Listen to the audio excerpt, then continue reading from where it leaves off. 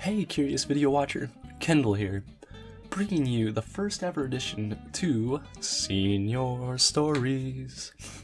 Now, have you ever had a great, and now I mean great, idea that only you believed in? Or possibly you had a dream to be something crazy that, only a kid could dream about. I'm not talking about being a superhero or just, being a pro basketball player. I'm just talking about some tangible dream, that was within your grasp. And my dream that I had was met with a lot of criticism. And what I wanted to do in my school my senior year was to make a newspaper. Now,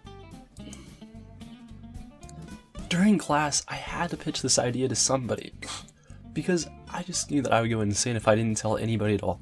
So I told two of my favorite friends in the world that I've known for so long, Winston and Josh. Now, Winston on the left, he's a Mexican kid, and he had a mustache in 8th grade. Better than what I've ever grown. And Josh, he's a total redneck. Just a killer dude. More redneck than Willie Robertson. My friends and I created a bathroom periodical titled The Porcelain Press. The name came to us after all of those long hours after Taco Tuesday in the lunchroom. Our newspaper consisted of political cartoons, Garfield comics, stock reports, daily weather. And now, I grew up in the plentiful state, the wheat plentiful sunflower state, rich in basketball, rich in history of towns getting burnt down from Missouri. I grew up in good old Kansas. So now picture yourself in the country, surrounded by tons of crops, corn, milo, wheat. What is there to do? To occupy time, people usually resort to playing sports in my small town community, and so that's why basketball became so popular. But there's also all the animals everywhere that, they just go on for miles and miles. There's cattle ranchers, there's feedlots. My dad would always say, whenever you drive by a feedlot, that you can always smell the money.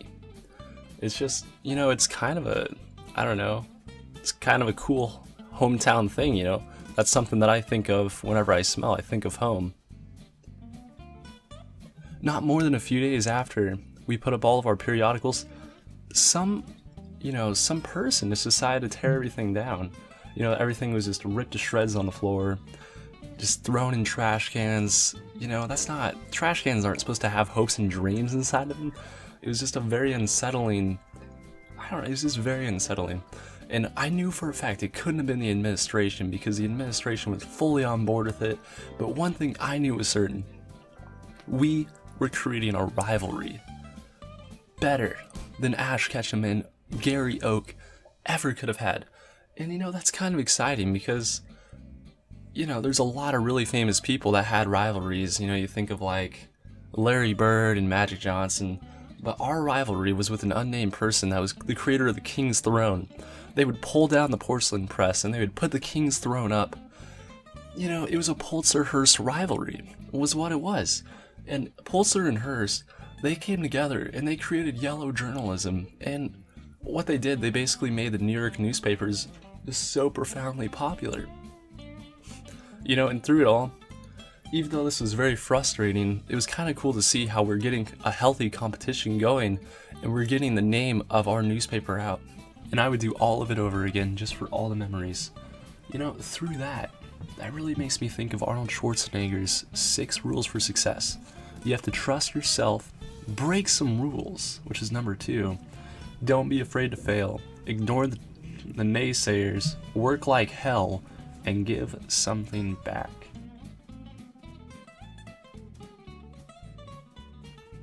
And as always, curious video watcher, thanks for stumbling by and finding my video. Peace out, Girl Scout.